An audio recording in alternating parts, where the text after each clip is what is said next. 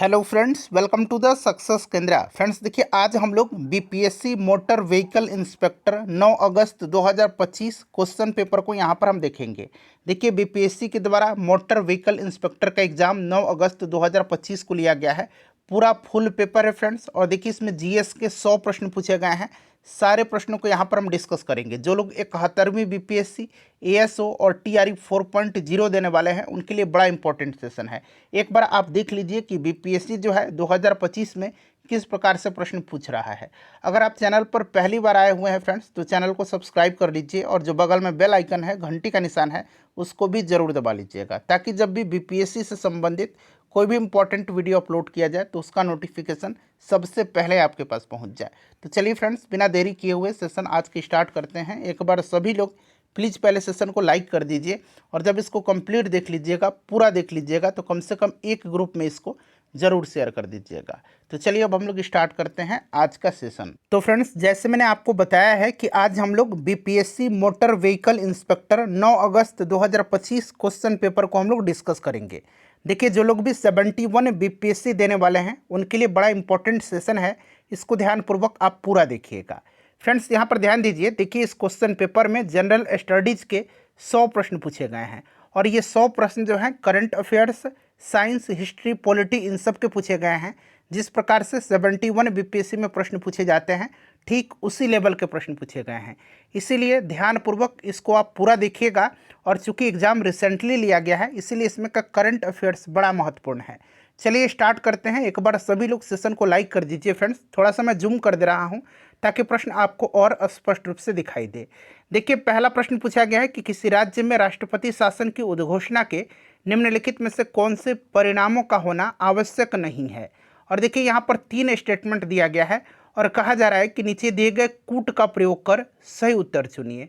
यही असली बीपीएससी का लेवल है। चलिए यहाँ पर ध्यान दीजिएगा फ्रेंड्स। हम बात करते हैं राष्ट्रपति शासन की, तो अच्छे तरीके से आपको याद होगा कि आर्टिकल 356 कहता है कि संवैधानिक तंत्र की विफलता के आधार पर भारत के किसी भी राज्य पर राष्ट्रपति शासन लगाया जा सकता है, और राष्ट्रपति शासन लागू होने के दौरान राज्य कार्यकारिणी बर्खास्त कर दी जाती है, और राज्य विधायिका और स्थानीय निकाय या तो निलंबित कर दिए जाते हैं या भंग कर दिए जाते हैं। तो यहाँ पर आप विघटन वर्ड देख रहे हैं, तो देखिए, विघटन जरूरी परिणाम नहीं है इसमें से। और वैसे भी राज्य के मंत्रिपरिषद को हटाया जाना है, तो ये तो आपका सही हो जाएगा। बट पूछा गया कौन सा आवश्यक नहीं है, तो ये विघटन जो लगा हुआ है ना, विघटन जो है ये जरूरी परिणाम नहीं है। तो ऑप्शन 1 हो जाएगा और 3 हो जाएगा। तो यानी कि 1 और 3 सही आंसर हो जाएगा। तो देखते हैं कहाँ पर दिया गया है। ऑप्शन 1 और 3 दिया गया है ऑप्शन सी में। ठीक है, चलिए उसके बाद देखिएगा, यहाँ पर पूछा गया है कि राज्यसभा में स्थानों के आवंटन को जो है सुमेलित करना है। स्थानों के आवंटन को यहाँ पर सुमेलित करना है। ठीक है, तो सबसे पहले अगर हम बात करते हैं, तो यहाँ पर फ्रेंड्स देख लीजिएगा, बात करते हैं हम तमिलनाडु की। तो तमिलनाडु में जो है आपको 18 सीट हैं। कितने सीट हैं तमिलनाडु में? 18 सीट हैं। उसके बाद देखिए, महाराष्ट्र की बात करते हैं, तो महाराष्ट्र में आपका 19 है, छत्तीसगढ़ में जो है 5 है, और पश्चिम बंगाल में जो है आपका 16 है। तो ऑप्शन ए यहाँ पर राइट आंसर हो जाएगा। ठीक है, चलिए उसके बाद देखिए अगला प्रश्न यहाँ से है। देखिए, निम्नलिखित में से कौन भारतीय संविधान के 73वें संशोधन में सम्मिलित है? भारतीय संविधान के 73वें जो है संशोधन में सम्मिलित हैं। तो देखिए, 73वें में अगर बात करते हैं, तो जिला पंचायत, क्षेत्र पंचायत और ग्राम पंचायत शामिल है। जिला पंचायत, क्षेत्र पंचायत और ग्राम पंचायत। यहाँ पर आप देख रहे हैं नगर पंचायत, तो नगर पंचायत जो है ये 73वें में शामिल नहीं है, ये 74वें संविधान संशोधन में शामिल है।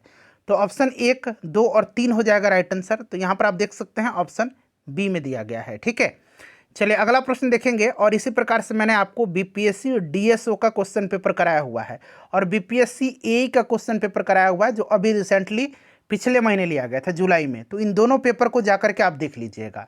ठीक है, यहाँ के जो आपके जीएस के क्वेश्चन हैं वो रिपीट हो सकते हैं। निम्नलिखित में से देखिए, कौन भारत के संविधान का अभिरक्षक है? भारत के संविधान का अभिरक्षक इसमें से पूछा जा रहा है। तो निश्चित रूप से ये पता होगा आपको, भारत का जो उच्चतम न्यायालय है। ऑप्शन डी करेक्ट आंसर हो जाएगा। ठीक है, उसके बाद देखिए सूची दिया गया है और मिला। अब देखिए, यहाँ पर सूची 1 में अनुच्छेद दिया गया है और सूची 2 में प्रावधान दिया गया है। चलिए एक एक करके इसको हम लोग मिला लेते हैं।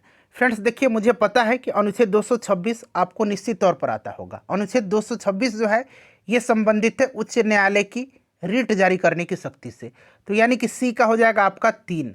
ठीक है, उसके बाद देखिए अनुच्छेद 222 क्या कहता है, तो अनुच्छेद 222 कहता है कि जो उच्च न्यायालय के न्यायाधीश हैं उसका स्थानांतरण से ये संबंधित है। ठीक है, तो यहाँ पर आप देख सकते हैं किसी न्यायाधीश का एक उच्च न्यायालय से दूसरे उच्च न्यायालय में अंतरण। अच्छा, अनुच्छेद यहाँ पर देखिए 227, तो अनुच्छेद 227 उच्च न्यायालय को अपने क्षेत्राधिकार के भीतर आने वाले सभी न्यायालयों और न्यायाधिकरणों की अधीक्षण शक्ति प्रदान करता है। तो यहाँ पर देखिए सभी न्यायालयों की अधीक्षण शक्ति हो जाएगा, और बच गया 215, तो उच्च न्यायालय का अभिलेख न्यायालय होना, यानी कि ए का आपका हो जाएगा कितना, ए का हो जाएगा 4। उसके बाद देखिए बी का कितना हो जाएगा, बी का हो जाएगा 1, सी का 3 और डी का जो है 2। तो 4 1 3 2, राइट आंसर हो जाएगा 4 1 3 2। ठीक है, चलिए उसके बाद देखिए अगला प्रश्न यहाँ पर पूछा गया है। हाँ, फिर यहाँ पर देखिएगा नीचे कूट में से आपको राइट आंसर चुन करके इसमें से बताना है। कह रहा है कि निम्नलिखित में से देखिए कौन से उच्चतम न्यायालय की आरंभिक अधिकारिता में आते हैं। उच्चतम न्यायालय की आरंभिक अधिकारिता में आता है, तो देखिए उच्चतम न्यायालय की अगर हम बात करते हैं आरंभिक अधिकारिता में, तो देखिए भारत सरकार तथा एक या अधिक राज्यों के बीच विवाद, ये बिल्कुल आता है। उसके बाद देखिए दो या अधिक राज्यों के बीच, दो या अधिक राज्यों के बीच विवाद, तो यहाँ पर देखिए 1 और 4 हो जाएगा राइट आंसर। ठीक है ना, तो यहाँ पर आप देख सकते हैं 1 और 4 जो कि ऑप्शन नंबर बी में दिया गया है। जिन्होंने भी ऑप्शन नंबर बी लगाया है बिल्कुल उनका राइट आंसर हो जाएगा। उसके बाद देखिए ये आपका पुस्तक है पाकिस्तान या पार्टीशन ऑफ इंडिया नामक पुस्तक किसने लिखा है। बड़ा इंपॉर्टेंट क्वेश्चन है। देखिए इस पुस्तक को बाबा साहेब भीमराव अंबेडकर जी ने लिखा है, तो डॉक्टर BR अम्बेडकर यहाँ पर राइट आंसर हो जाएगा। डॉक्टर BR अम्बेडकर, बाबा साहेब अम्बेडकर का है पाकिस्तान या पार्टीशन ऑफ इंडिया। चलिए उसके बाद देखिए लोकप्रिय राष्ट्रगान वंदे मातरम किस ग्रंथ में था, तो देखिए वंदे मातरम को जो है ये गीत किसका है, तो बंकिम चंद्र चट्टोपाध्याय का है, जो आनंद मठ से लिया गया है। तो यहाँ पर देखिए आनंद मठ राइट आंसर हो जाएगा, और ये आपका राष्ट्रगान है, ध्यान रखिएगा। राष्ट्रगीत जन गण मन है। चलिए उसके बाद देखिए क्वेश्चन नंबर 9 कर लेंगे। देखिए क्वेश्चन नंबर 9 मिलान करना है। अब देखिए इसमें मिलान में दरअसल दिया गया एक तरफ फिल्म और दूसरी तरफ उनके निर्देशक का नाम दिया गया है। तो देखिए फ्रेंड्स, दुनिया न माने, दुनिया न माने इसका निर्देशन किया था वी शांताराम ने। किसने किया था, वी शांताराम ने किया था। तो यहाँ पर देख सकते हैं सामने दिया गया है। उसके बाद देखिए अगर हम बात करते हैं इसमें से कौन सा, तो यानी कि खुदा किसान। ठीक है ना, अब देख लीजिएगा, सबसे पहले देख लिया अछूत कन्या। अछूत कन्या मैं आपको बता देता हूँ, यह आपका निर्देशन किया था फ्रांज ओस्टेन ने। तो यहाँ पर फ्रांज ओस्टेन दिया गया है। ठीक है, फ्रांज ओस्टेन दिया गया है। उसके बाद देखिए बाबूराव पेंटकर ने, बाबूराव पेंधारकर, बाबूराव पेंधारकर ने जो है ये सिंहगढ़ का जो है इसका निर्देशन किया था, और खुदा किसान का RS चौधरी ने। तो ये बिल्कुल क्रम से दिया गया है। ठीक है ना, चलिए 1 2 3 4 ऑप्शन ए हो जाएगा। उसके बाद देखिए अगला प्रश्न है मिलान करना है। अब देखिए यहाँ पर सूर्य सेन, तो आपको याद होगा सूर्य सेन संबंधित किससे थे, तो सूर्य सेन संबंधित थे आपके चिटगांव आर्मरी रेड से। ठीक है, तो यहाँ पर 1 हो जाएगा। उसके बाद जतीन दास जो थे, उनको पता है कि 63-64 दिन का भूख हड़ताल उन्होंने किया था लाहौर सेंट्रल जेल में, उन्होंने जो है आखिरी दम लिया था। तो यहाँ पर 34 दिवसीय अनशन हो जाएगा। अच्छा, वीना दास भी आपको याद होगा, 1932 में कलकत्ता विश्वविद्यालय के दीक्षांत समारोह में बंगाल के गवर्नर स्टैनली जैक्सन पर इन्होंने गोली चलाई थी, और उस समय मात्र यह 21 साल की थी। तो गवर्नर पर बहुत नज़दीक से गोली चलाना, और इस गवर्नर का नाम था स्टैनली जैक्सन। और भगवती चरण बोहरा, इनका जो है पुस्तक the philosophy of the bomb, याद रखिएगा ये आपका लिखा गया है, रिवॉल्यूशनरी मैनिफेस्टो है, ये लिखा गया है भगवती चरण बोहरा के द्वारा। तो बिल्कुल ये भी क्रम से दिया गया है। क्लियर। उसके बाद चलिए अगला प्रश्न कर लेंगे हम लोग। नेक्स्ट क्वेश्चन है कि निम्नांकित में से किसने 1897 में जो है plague commissioner Walter Charles Rand की हत्या किया था। रैंड और एक यरस्ट था। ठीक है ना, एक इसका सैन्य अनुरक्षक था लेफ्टिनेंट एरस्ट, एरस्ट की भी हत्या किया था इन्होंने। इनका नाम है चापेकर बंधु। ये चापेकर बंधु थे। ठीक है ना, दामोदर हरि चापेकर और बालकृष्ण हरि चापेकर। तो यहाँ पर देखिए चापेकर बंधु करेक्ट आंसर हो जाएगा। क्लियर। चलिए उसके बाद देख लीजिएगा कि मराठी में अवंतिकाबाई गोखले द्वारा लिखित महात्मा गांधी की जीवनी की प्रस्तावना किसने लिखी थी। ध्यान रखिएगा, अवंतिकाबाई गोखले के द्वारा। देखिए महात्मा गांधी की किसी भी भाषा में पहली जीवनी मराठी में 1918 में जो है लिखा गया था और अवंतिकाबाई गोखले के द्वारा लिखी गई थी। इस जीवनी की प्रस्तावना उस समय के सबसे बड़े नेता लोकमान्य बाल गंगाधर तिलक जी ने लिखा था। तो यहाँ पर ऑप्शन ए करेक्ट आंसर हो जाएगा। ठीक है, उसके बाद देखिए यहाँ पर आपको 3 स्टेटमेंट दिख रहा है, चौथा भी आ गया और इनमें से आपको सही आंसर चुन करके बताना है। क्लियर है। अब देखिएगा यहाँ पर एक एक करके पढ़ लेते हैं। देखिए फरवरी 1945 में रॉयल इंडियन नेवी विद्रोह हुआ था। नहीं, ये फरवरी 1945 में नहीं हुआ था, ये फरवरी 1946 में हुआ था, तो ये गलत हो गया। मुस्लिम लीग ने 16 अगस्त 1946 को प्रत्यक्ष दिवस मनाने के लिए मुस्लिमों का आह्वान किया और एक नया नारा लड़के लेंगे पाकिस्तान दिया, ये सही दिया गया है। सरदार वल्लभ भाई पटेल ने हिंद स्वराज नामक पुस्तक लिखी थी, नहीं महात्मा गांधी जी की है, ये गलत हो गया। तो देखिए अब तक सही इसमें दूसरा है। ठीक है, उसके बाद चौथा देखिएगा, रॉलेक्ट बिल ने अधिकतम 2 वर्षों की अवधि के लिए बिना सुनवाई की हिरासत में रखने का प्रस्ताव दिया, ये भी आपका सही है। तो यानी कि दूसरा और चौथा सही दिया गया। तो देखते हैं दूसरा और चौथा, ऑप्शन नंबर डी में आप देख रहे हैं। ठीक है, चलिए उसके बाद देखिएगा अगला प्रश्न पूछा गया है कि निम्नलिखित कथन पर विचार करें और इसमें से सही कथन आपको चुनना है। सबसे पहले देखिए कथन क्या पूछा जा रहा है कि वी डी सावरकर ने 1857 के विद्रोह को भारतीय स्वतंत्रता का युद्ध बताया था। बिल्कुल बताया था। ठीक है, और एस बी चौधरी ने यह तर्क दिया था कि 1857 का विद्रोह जनता का विद्रोह नहीं था। बिल्कुल इन्होंने कहा था कि ये जनता का विद्रोह नहीं था, ये जो था एक तरह का जो है सिपाहियों द्वारा किया गया एक सैनिक विद्रोह था। ठीक है, तो यहाँ पर आपका एक और दो दोनों हो जाएगा। चलिए उसके बाद देखिएगा कि गद्दर का गठन जो है बोस्टन में हुआ था। नहीं, गद्दर पार्टी का गठन जो है ये बोस्टन में नहीं हुआ था। क्लियर ना, आपको याद होगा।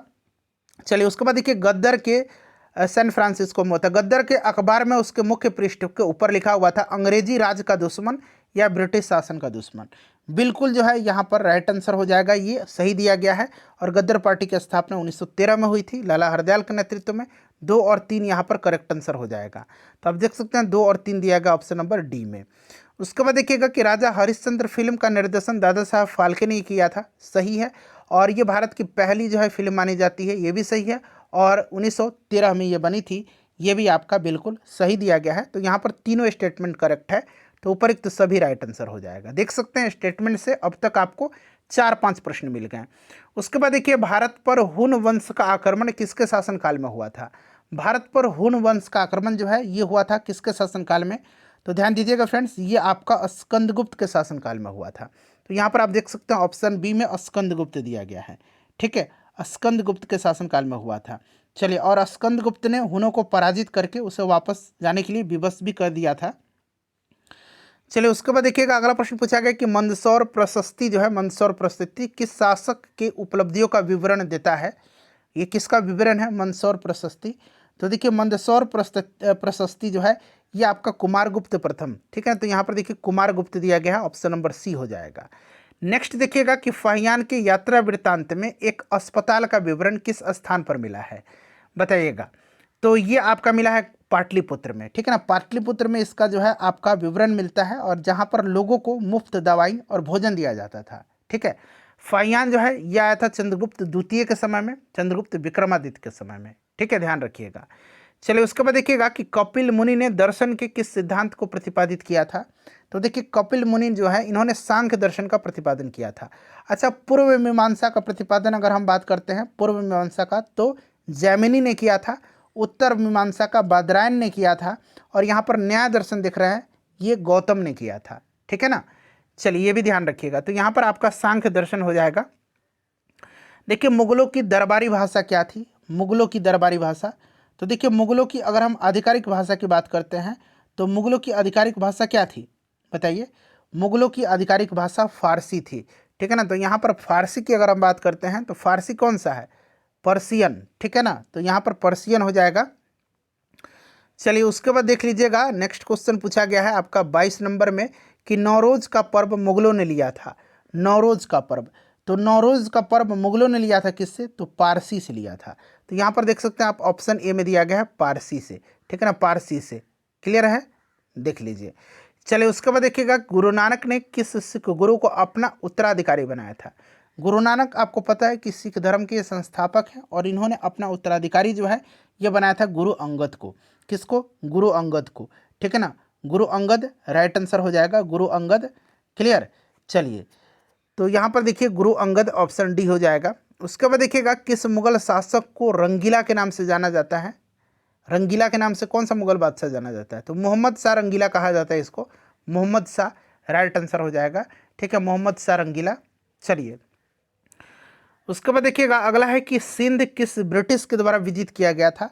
तो सिंध दरअसल जो है 1843 में जो है सिंध को ब्रिटिश ईस्ट इंडिया कंपनी में, मतलब 1843 में ब्रिटिश ईस्ट इंडिया कंपनी ने सिंध पर कब्जा कर लिया।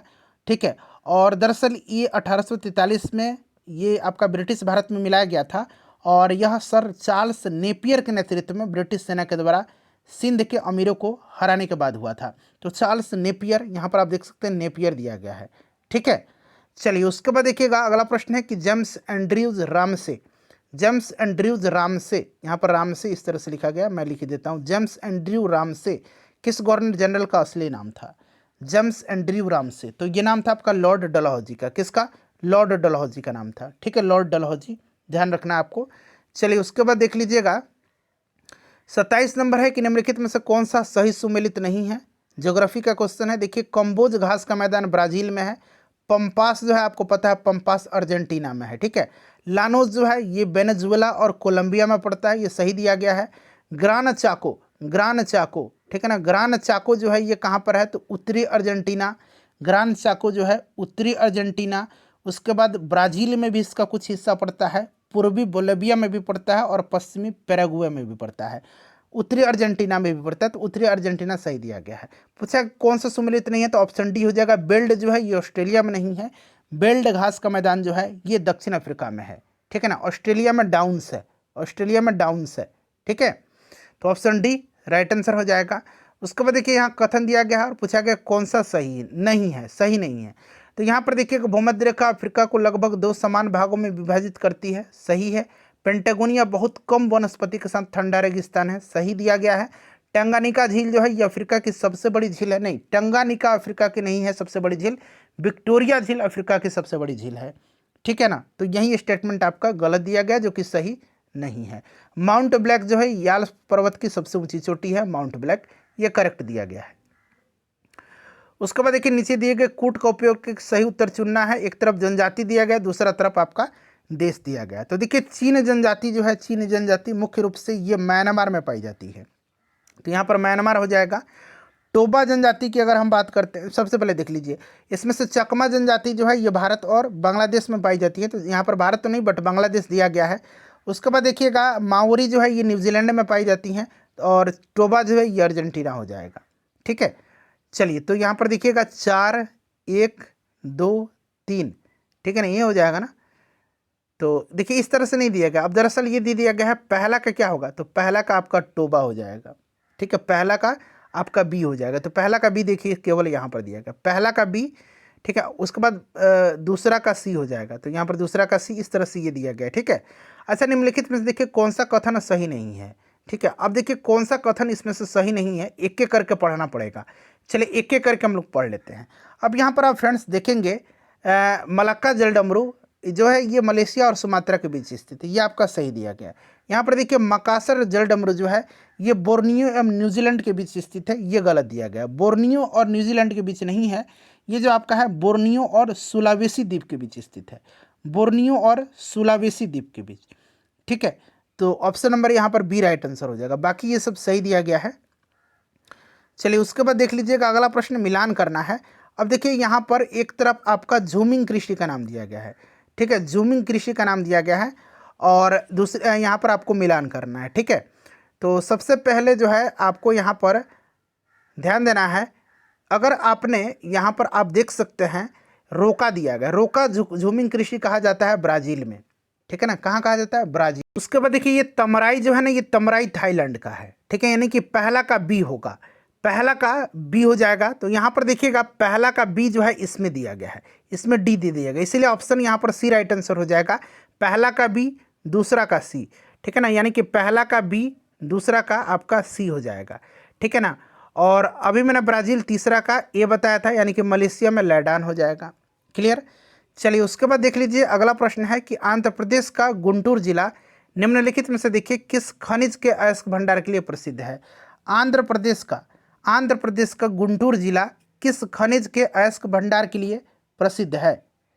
तो यहाँ पर आप देख सकते हैं फ्रेंड्स, ये आपका जो है ये फेमस है किसके लिए, मैग्नेटाइट के लिए। तो यहाँ पर आप देख सकते हैं मैग्नेटाइट, यहाँ पर आपका राइट आंसर हो जाएगा। चलिए उसके बाद देखिए अगला प्रश्न पूछा गया है कि निम्नलिखित में से कौन सा कथन यहाँ पर आपका सही नहीं दिया गया है। एक एक करके सबको पढ़िए।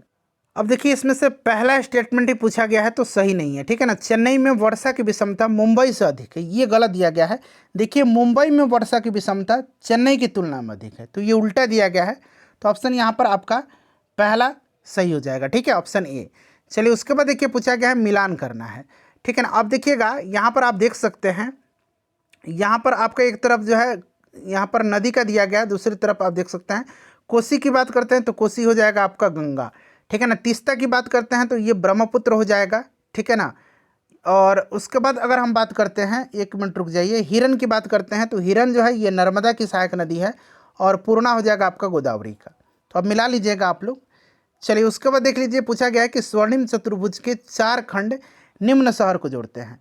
अब देखिए शहर तो दिया गया है, बट यहाँ पर आपको देख रहा है उपरोक्त चारों खंडों की लंबाई को घटते क्रम में ध्यान देते हुए निम्न कुटों की सहायता से उत्तर चुनना है। घटते क्रम में यानी कि अगर सबसे लंबा हम बात करते हैं तो सबसे लंबा आपका हो जाएगा दिल्ली से एक मिनट नहीं, आपका हो जाएगा चेन्नई से कोलकाता 1684 किलोमीटर, चेन्नई से कोलकाता, चेन्नई से कोलकाता ये वाला यानी कि 3 हो जाएगा, ठीक है। उसके बाद बात करते हैं तो ये आपका हो जाएगा दिल्ली से कोलकाता, दिल्ली से कोलकाता, तो आपका 4 हो जाएगा। उसके बाद आपका हो जाएगा कौन सा, उसके बाद आपका मुंबई से दिल्ली हो जाएगा, मुंबई से दिल्ली, मुंबई से दिल्ली यहाँ पर दिया गया है 1 हो जाएगा और फिर आपका 2 हो जाएगा, यानी कि 3 4 1 2 राइट आंसर हो जाएगा 3 4 1 2, ठीक है। उसके बाद चलेगा निम्नलिखित राज्यों में से कौन सा एक कहवा उत्पादन में अग्रणी है, कहवा उत्पादन में, तो कहवा उत्पादन में यहाँ पर कर्नाटक हो जाएगा। चलिए उसके बाद अगला प्रश्न कर लेंगे फ्रेंड्स। नेक्स्ट क्वेश्चन पूछा गया है कि गर्म चाय के कप में रखी धातु की चम्मच कुछ मिनटों के बाद गर्म हो जाती है। बिल्कुल सही है, क्योंकि धातु उष्मा की अच्छी चालक होती है, बिल्कुल सही है। तो बिल्कुल ए और आर दोनों आपका सही दिया गया है, ठीक है ना। और आपका ए और आर दोनों सही दिया गया है और ये सही व्याख्या भी आर कर रहा है ए का, तो ऑप्शन ए यहाँ पर राइट आंसर हो जाएगा। उसके बाद देखिए पूछा गया है कि कौन इसमें से जो है ध्वनि परावर्तन का उपयोग करते हैं, किसमें, तो सोनार में किया जाता है, स्टेथोस्कोप में किया जाता है और यहाँ पर देख सकते हैं इको में प्रतिध्वनि में जो है ध्वनि परावर्तन का उपयोग किया जाता है। यहाँ पर आप देख सकते हैं पेरिस्कोप दिया गया है, पेरिस्कोप में ध्वनि का नहीं प्रकाश का यूज होता है, तो ये गलत हो जाएगा। यहाँ पर पूछा गया ध्वनि का, तो ए बी और सी यहाँ पर राइट आंसर हो जाएगा। तो ए बी सी आप देख सकते हैं ऑप्शन नंबर ए में दिया गया है, ठीक है ना। तो ध्यान रखना, इस तरह का बारीकी से प्रश्न आपको ध्यान रखना है। देखिए घर्षण से ऊष्मा उत्पन्न हो सकती है, बिल्कुल। घर्षण हमेशा गति का विरोध करता है, बिल्कुल। चलने में घर्षण का उपयोग नहीं होता है, बिल्कुल घर्षण का उपयोग होता है, ठीक है ना। उसके बाद देखिए लेब्रिकेंट घर्षण को कम करते हैं, बिल्कुल करते हैं। तो देखिए 1 2 और 4 राइट आंसर हो जाएगा, जो कि यहाँ पर कैंडिडेट ने भी लगाया है। अगला प्रश्न कर लेंगे। देखिए घरेलू विद्युत वायरिंग में तांबे के तारों का प्रयोग क्यों किया जाता है। घरेलू विद्युत वायरिंग में तांबे के तारों का प्रयोग इसलिए किया जाता है कि तांबा कम प्रतिरोध देता है और अच्छा चालक होता है, तो ऑप्शन नंबर यहाँ पर बी करेक्ट हो जाएगा, ठीक है। चलिए उसके बाद देखिए अगला प्रश्न पूछा जा रहा है कि उपकरणों का उनकी ऊर्जा स्थानांतरण से मिलान करिए। अब विद्युत मोटर विद्युत को यांत्रिक में बदलता है, विद्युत बल्ब विद्युत को प्रकाश में, सौर पैनल प्रकाश को विद्युत में और माइक्रोफोन ध्वनि को विद्युत में। तो 1 2 3 4 बिल्कुल क्रम से दिया गया है, तो आप देख सकते हैं ऑप्शन ए में दिया गया है। अगला प्रश्न कर लेंगे कि सर्दियों में यदि शीशे की खिड़की को अचानक गर्म किया जाए तो वह क्यों टूट सकती है। बताइए क्यों टूट सकती है, ये पूछा गया है, क्यों टूट सकती है। तो यहाँ पर अगर हम बात करते हैं तो देखिए कांच जो होता है ना, दरअसल असमान प्रसार में तापीय तनाव पैदा करता है, जो दरार या टूटने का कारण बन सकता है। तो असमान विस्तार से शीशे में तनाव उत्पन्न होता है, ऑप्शन बी हो जाएगा। उसके बाद देखिएगा यहाँ पर पूछा गया कि कौन सा इसमें से विद्युत चुंबकीय तरंग नहीं है। विद्युत चुंबकीय तरंग नहीं है तो आप देख सकते हैं इंफ्रारेड है, एक्सरे है, उसके बाद माइक्रोवेव्स है, इसमें से ध्वनि तरंग नहीं है, ठीक है। तो यहाँ पर केवल सी करेक्ट आंसर हो जाएगा, केवल सी करेक्ट आंसर हो जाएगा। उसके बाद देखिए ध्वनि कंपन करता है तो विद्युत में क्या होता है, इलेक्ट्रॉन का प्रवाह होता है, ऑप्शन ए। देख सकते हैं इस तरह का प्रश्न पूछा गया है फ्रेंड्स। चलिए उसके बाद देखिए एक व्यक्ति को कोने के पीछे की आवाज़ सुनाई दे सकती है लेकिन वह देख नहीं सकता, बिल्कुल करेक्ट है। प्रकाश तरंगें ध्वनि की तुलना में बाधाओं के चारों ओर अधिक आसानी से मुड़ सकती है। ये भी आपका सही दिया गया है, ठीक है ना। तो यहाँ पर आपका दोनों यहाँ पर सही दिया गया है, ठीक है ना। उसके बाद चलिए निम्नलिखित में से देखिए कौन सा कारण अंतरिक्ष यान में अंतरिक्ष यात्रियों के भारहीन दिखने का सही व्याख्या करता है। अंतरिक्ष यान में अंतरिक्ष यात्रियों के भारहीन दिखने का सही व्याख्या करता है। तो यहाँ पर आपका हो जाएगा ऑप्शन ए, अंतरिक्ष में गुरुत्वाकर्षण नहीं होता है, ठीक है ना। चलिए उसके बाद देखिए अगला प्रश्न पूछा गया कि निम्नलिखित में से कौन एक सजातीय मिश्रण नहीं है। यहाँ पर पूछा गया कौन सा सजातीय मिश्रण नहीं है। तो फ्रेंड्स यहाँ पर ध्यान दीजिएगा, देखिए पीतल जो है एक सजातीय मिश्रण है, क्योंकि आपको याद होगा कि पीतल जो होता है ये तांबा और जस्ता का मिश्र धातु होता है। इसमें से धुआं नहीं होगा। वायु भी सजातीय मिश्रण है, क्योंकि एक निश्चित अनुपात में इसमें गैसों का मिश्रण होता है, मतलब अन्य जो आपके गैस हैं, अन्य जो आपके, ठीक है, चीनी का जलीय विलयन भी होता है। तो ऑप्शन बी यहाँ पर राइट आंसर हो जाएगा। देखिए आरएनए में कौन सा भस्म होता है जो डीएनए में नहीं होता। तो आरएनए में कौन सा भस्म होता है जो डीएनए में नहीं होता है। तो आरएनए में देखिए यूरेसिल नामक भस्म होता है जो कि डीएनए में नहीं पाया जाता है। तो यहाँ पर देख सकते हैं आप, यूरेसिल राइट आंसर हो जाएगा। देखिए आरएनए में एडेनिन होता है, ग्वानिन होता है, साइटोसिन होता है और यूरेसिल होता है। और डीएनए में देखिए एडेनिन होता है, ग्वानिन होता है, साइटोसिन होता है और इसमें थाइमिन होता है, ठीक है ना। चलिए उसके बाद देख लीजिएगा 49 नंबर क्वेश्चन है कि निम्नलिखित में से कौन सा सही मिलान नहीं है। देखिए टमाटर में पाया जाने वाला अम्ल फॉर्मिक अम्ल, ये गलत दिया गया है। टमाटर में आपको पता है ऑक्जेलिक अम्ल पाया जाता है, तो ऑप्शन ए राइट आंसर हो जाएगा। बाकी अंगूर में देखिए टार्टरिक अम्ल पाया जाता है, संतरे में सिट्रिक अम्ल पाया जाता है और बासी मक्खन में जो है ब्यूटेरिक अम्ल पाया जाता है। तो ये सब सही दिया गया है। पूछा गया सही नहीं है, तो सही नहीं है आपका ऑप्शन नंबर ए। उसके बाद देखिए पूछा गया कि निम्नलिखित में से कौन सा यौगिक एरोमेटिक है। तो देखिए आपने एरोमेटिक C6H6 पढ़ा है ना। अब देखिए ये वाला स्ट्रक्चर इसमें है ना, C6H6 वाला स्ट्रक्चर यही ना है, C6 यानी कि कार्बन 6, ठीक है, कार्बन 6 और आपका हाइड्रोजन 6, ठीक है। मतलब इस तरह से जो स्ट्रक्चर होता है आपने देखा है।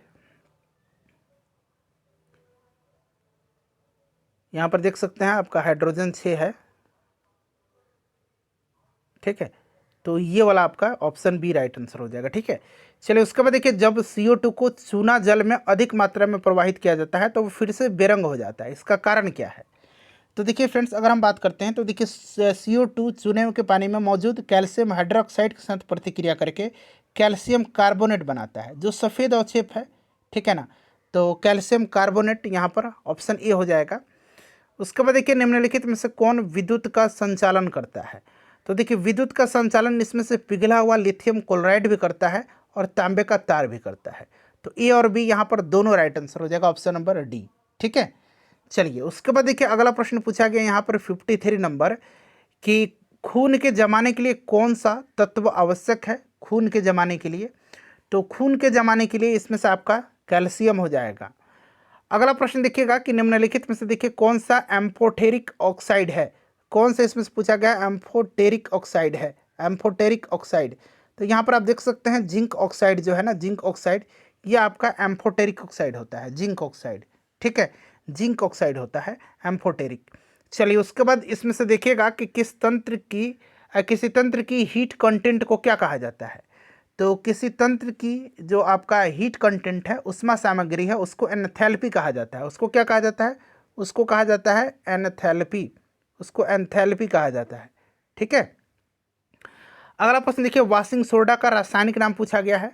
वॉशिंग सोडा का रासायनिक नाम, तो आपको पता है वॉशिंग सोडा का रासायनिक नाम होता है सोडियम कार्बोनेट। तो यहाँ पर आप देख सकते हैं सोडियम कार्बोनेट दिया गया है, ठीक है।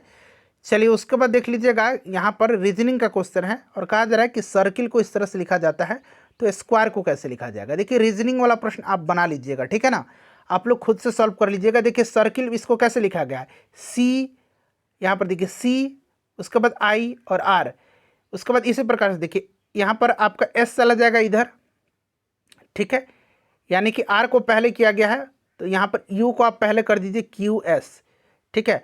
उसके बाद देखिए सी एल ई बच गया, सी एल ई, अब क्या गया ई को पहले, ठीक है। तो यहाँ पर आप भी क्या करिए, आप यहाँ पर ई को पहले लिख दीजिए, उसके बाद आप आर को ऐसे ही रहने दीजिए और ए को लिख दीजिए। तो U Q S C R A, U Q S C R A, ठीक है ना। तो यहाँ पर ऑप्शन डी लगाया भी गया है। तो इस तरह से रीजनिंग का क्वेश्चन है, आप लोग खुद से सॉल्व करिएगा। 3 दूना 6 1 7, 7 दूनी 14 1 15, 15 दूना 30 1 31, 31 दूना 62 1 63, 163 गुना क्या हो जाएगा 126 और 127। ठीक है, चलिए ये सब रीजनिंग का क्वेश्चन है। दया का एक भाई, यहाँ पर देखिए दया का एक भाई अनिल है। उसके बाद देखिए कहा जा रहा है कि दया चंद्रा का बेटा है, यहाँ पर चंद्रा है, ये कट गया है, कटा नहीं है, दरअसल कैंडिडेट ने ऐसे घेरा। चंद्रा का बेटा है, बिमल चंद्रा का पिता है, रिश्ते में अनिल बिमल का क्या है, तो फ्रेंड्स ये बिमल का पोता होगा, यहाँ पर इन्होंने लगाया भी है। ठीक है, तो आप देख सकते हैं ये सब अब रीजनिंग का क्वेश्चन है, ये सॉल्व कर लीजिए। 3 तो मैं ही आपको बता दिया। ठीक है, तो ये सब आप सॉल्व कर लीजिएगा। पेपर आपको मैं टेलीग्राम पर दे दूंगा, टेलीग्राम से जुड़ जाइएगा। क्लियर। चलिए उसके बाद देखिए चालू वर्ष में पूछा गया है किस भारतीय राज्य के एक उद्यमी ने 56 लाभ स्मृति चिन्हों को प्रदर्शित करते हुए मोदी मेमेंटो संग्रहालय की स्थापना किया है। ये बिहार से रिलेटेड है और ये बिहार का होगा, और बिहार का मोतिहारी का एक युवा है जिन्होंने ऐसा किया हुआ है। प्रधानमंत्री मोदी को उपहार स्वरूप दिया है, जिसमें 56 विशिष्ट चिन्ह प्रदर्शित किए गए हैं। तो यहाँ पर बिहार राइट आंसर हो जाएगा।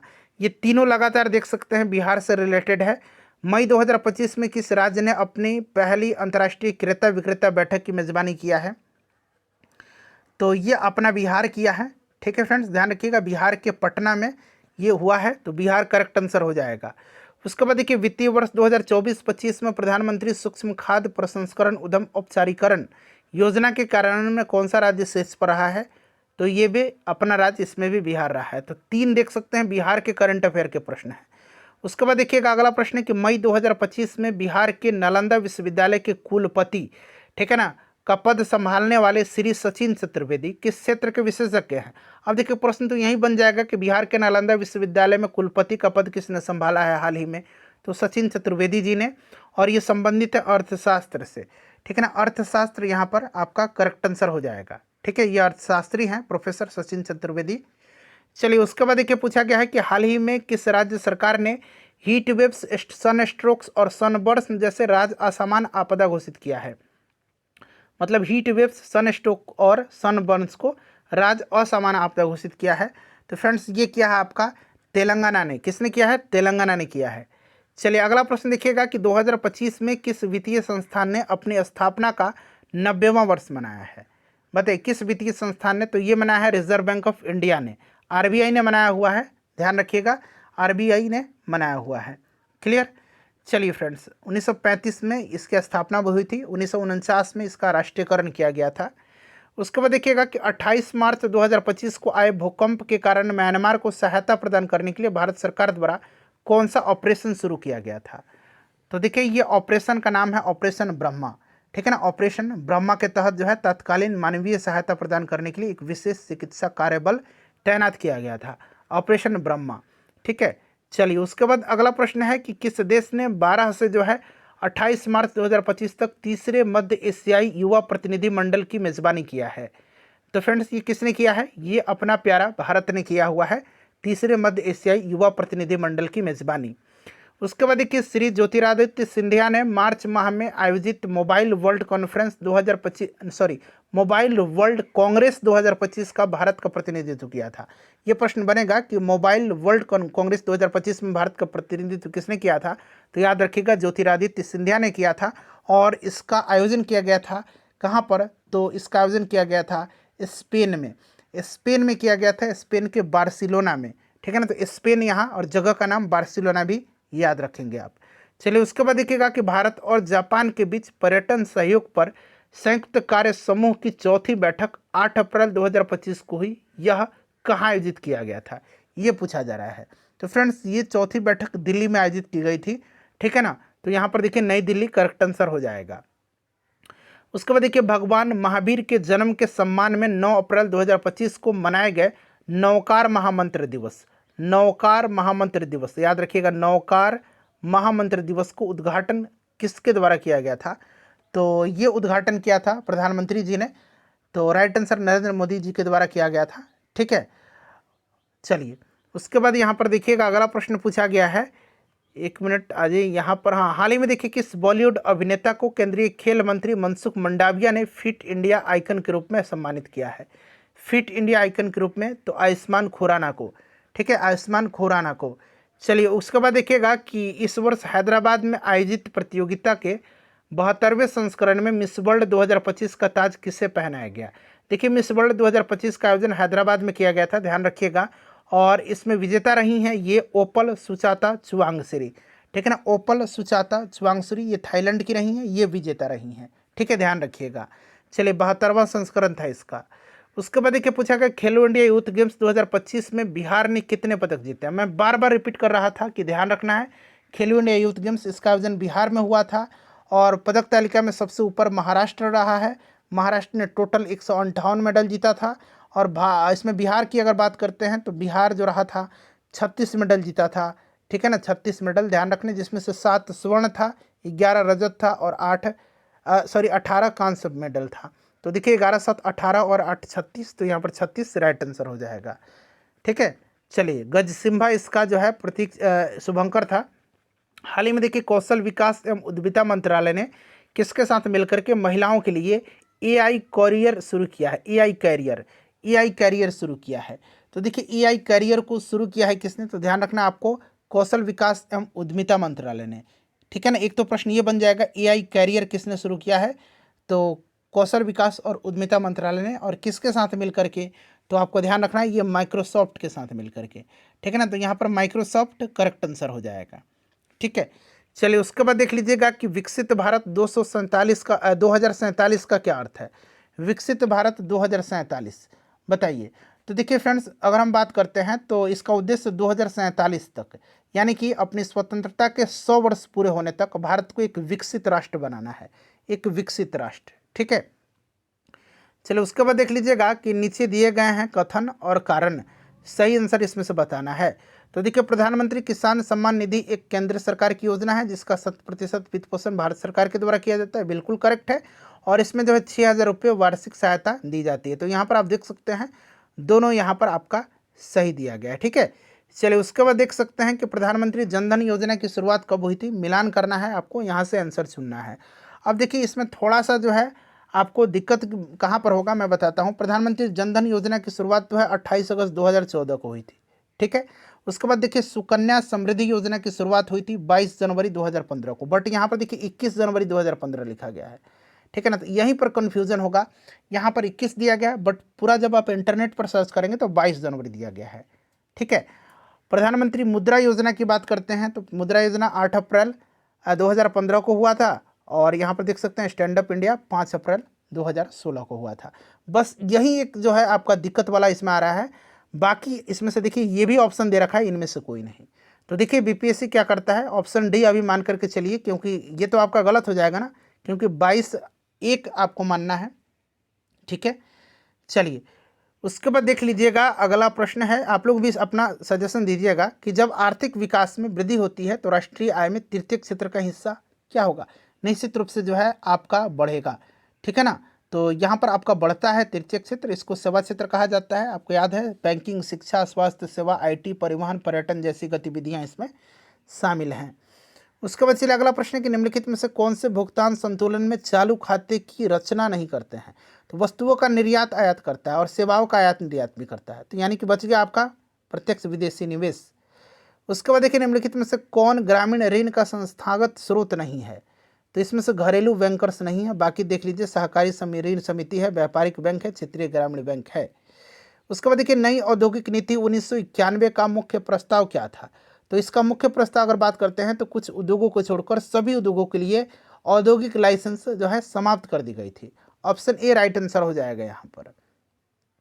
उसके बाद देखिएगा कि भारत ने 2000 से लेकर के 2024 के बीच में शुल्क योग्य वस्तुओं पर औसत प्रशुल्क दर में कमी कितना किया है।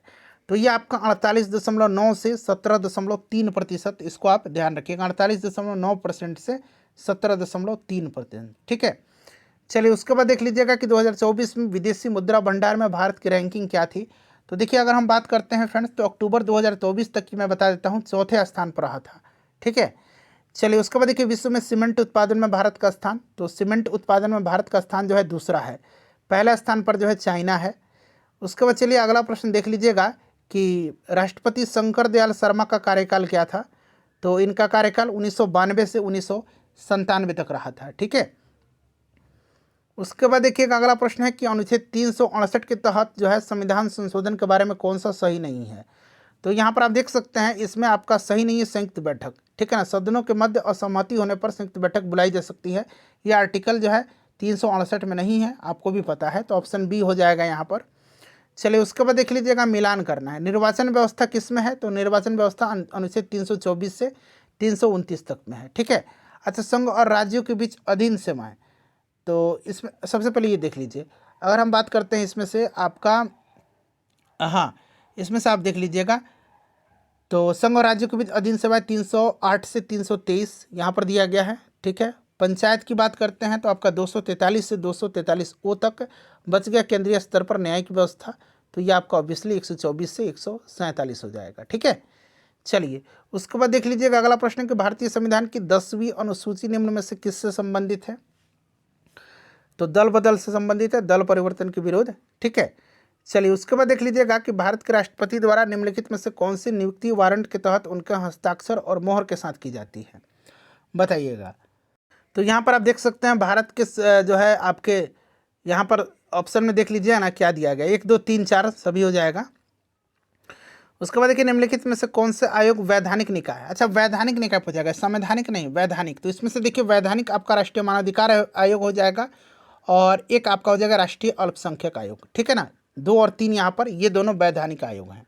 बाकी यहाँ पर देखिए अनुसूचित जनजाति आयोग और यहाँ पर राष्ट्रीय अनुसूचित जनजाति आयोग है, ये आपके हैं संवैधानिक निकाय।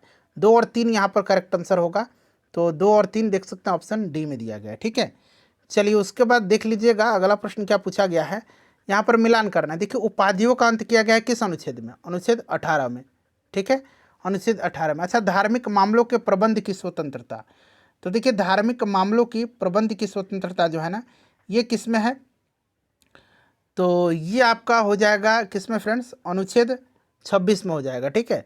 अच्छा, भाषाई अल्पसंख्यकों का संरक्षण जो है बताइए, तो ये आपका हो जाएगा अनुच्छेद 29 में, ठीक है। और शिक्षा का अधिकार अनुच्छेद 21A में है, मिला लीजिएगा, कोई दिक्कत नहीं होना चाहिए। चलिए उसके बाद देखिएगा कि यदि भारत के राष्ट्रपति का पद रिक्त हो जाए तो कोई उपराष्ट्रपति भी ना हो तब कौन कार्यवाहक राष्ट्रपति होगा, तो ये भारत का मुख्य न्यायाधीश होगा। चलिए आखिरी क्वेश्चन है फ्रेंड्स, लाइक करिएगा, इसको शेयर कर दीजिएगा ज़्यादा से ज़्यादा किसी भी टेलीग्राम ग्रुप में। डॉक्टर मनमोहन सिंह को जब भारत का प्रधानमंत्री नियुक्त किया गया था तब वह कहाँ से जो है राज्यसभा के सदस्य थे, तो ये असम से थे। फ्रेंड्स लाइक कर दीजिए और इसको शेयर कर दीजिए।